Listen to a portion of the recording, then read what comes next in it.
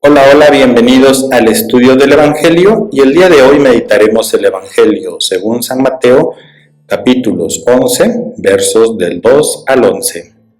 Juan se enteró en la cárcel de las obras que hacía el Mesías y mandó 2 discípulos a preguntarle: ¿Eres tú el que tenía que venir o esperamos a otro?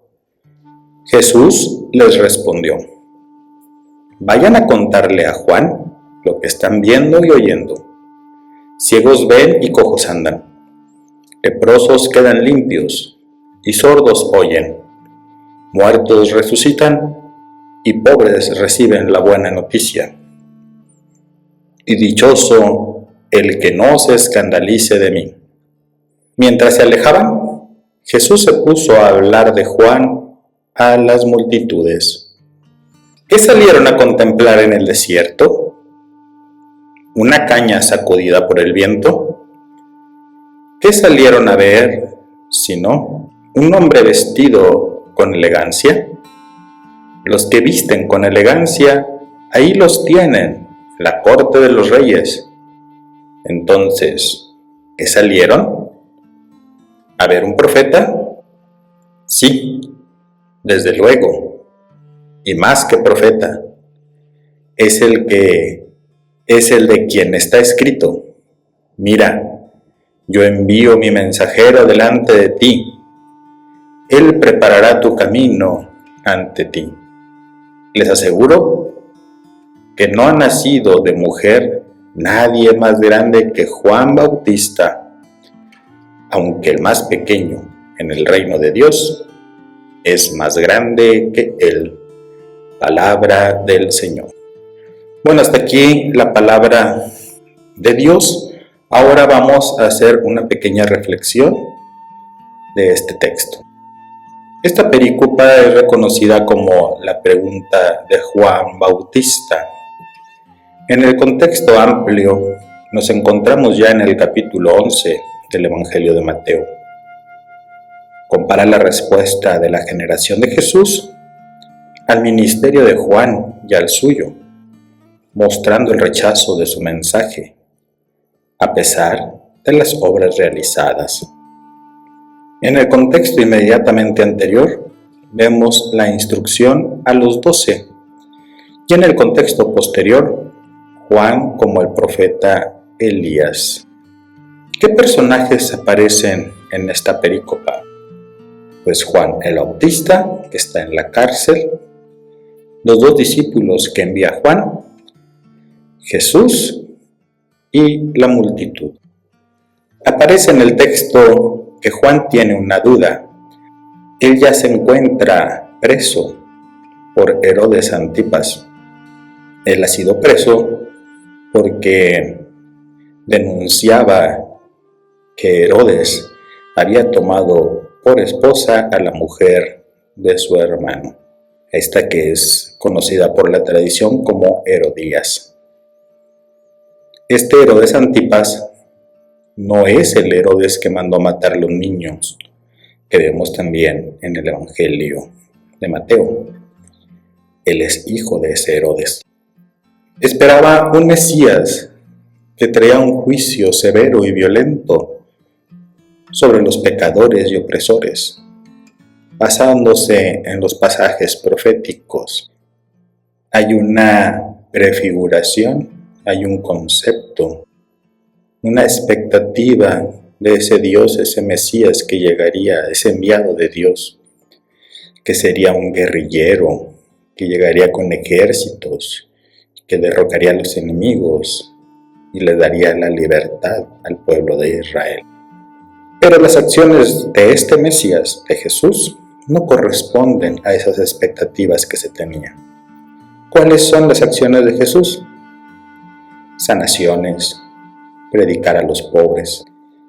Eran milagros, pero no eran violentos, lo que podría causar la duda del Bautista o de los discípulos, por lo que le preguntan si es él el que ha de venir o hay que esperar a otro. Si siguen la lectura continuada del Salterio Católico, la semana anterior, el Evangelio, Era el Bautista presentando al Cordero. Y aparece como aquel que va preparando el camino. En Mateo 3. Aparece el Bautista como aquel que está en el desierto preparando el camino y bautizando. Podríamos decir que la duda del Bautista es infundada, pero nos está marcando una no correspondencia a lo que se tiene en mente del Mesías que se espera. Otras interpretaciones que se le da a esta duda es que incluso desde prisión sigue anunciando y señalando que Jesús es el Mesías, y por eso envía a los discípulos, ya que él ya no puede enseñarles ni predicar. Incluso desde la cárcel los sigue enviando hacia el Mesías, señalándoles el camino. No es porque él tenga las dudas, sino está enviando a los discípulos a que crean en Jesús y que comprendan el mesianismo de Jesús, no el que les han enseñado en las autoridades religiosas de su tiempo. Jesús da una respuesta, y la respuesta de Jesús no es teórica, es con hechos y con cumplimiento de la palabra, tanto de Isaías como Malaquías, haciendo una redefinición de su mesianismo.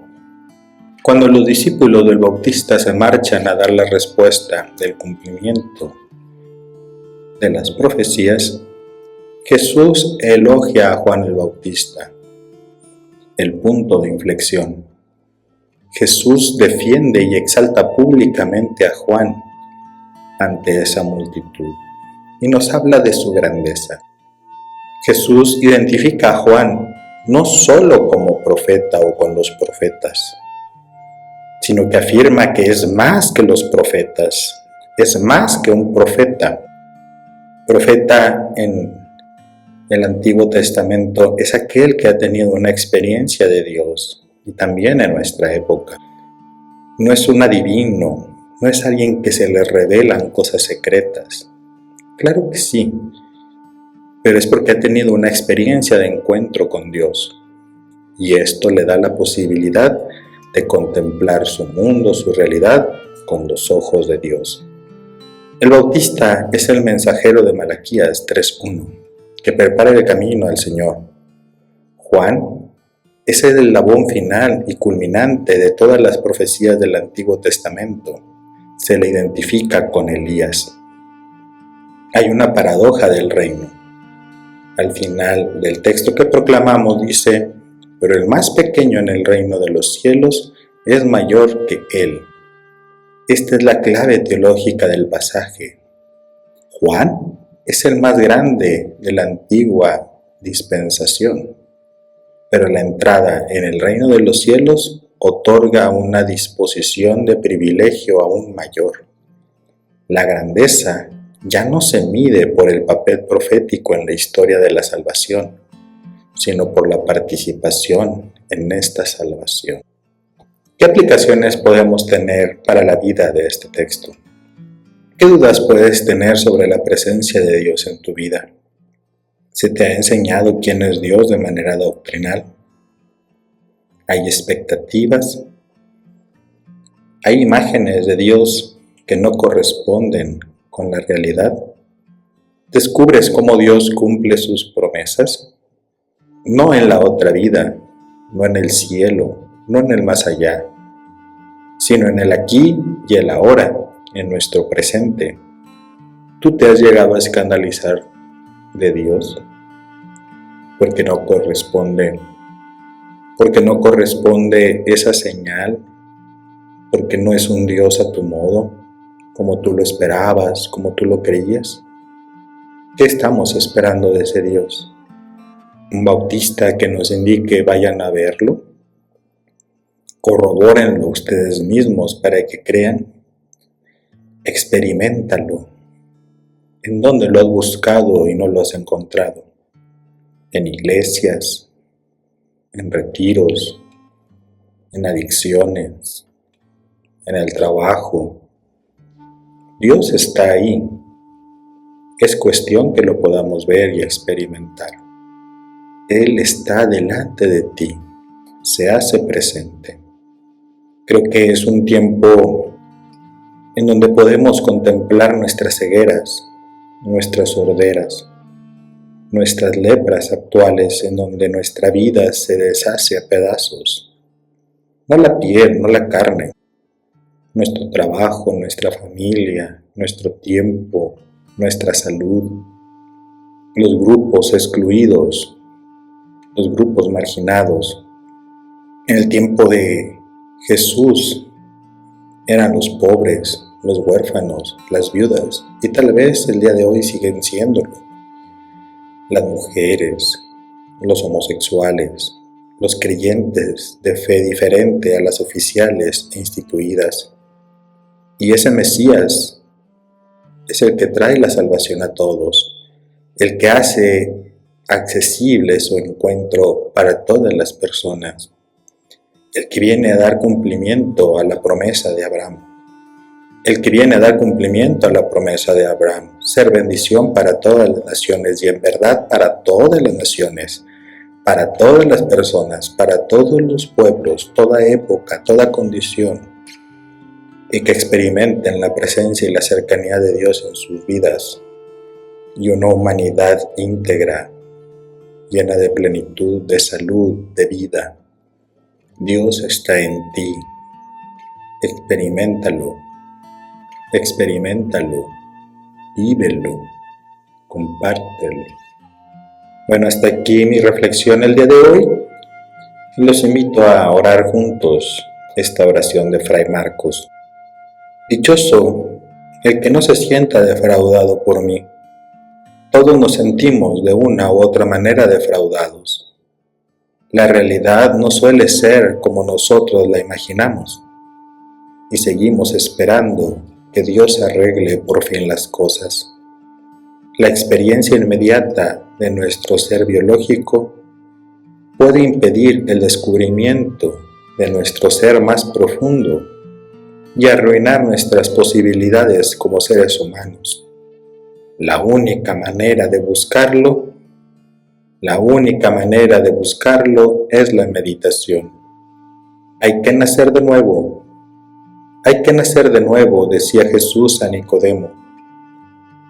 Para nacer del Espíritu hay que trascender lo puramente biológico. La perla que hay en nuestro interior está escondida.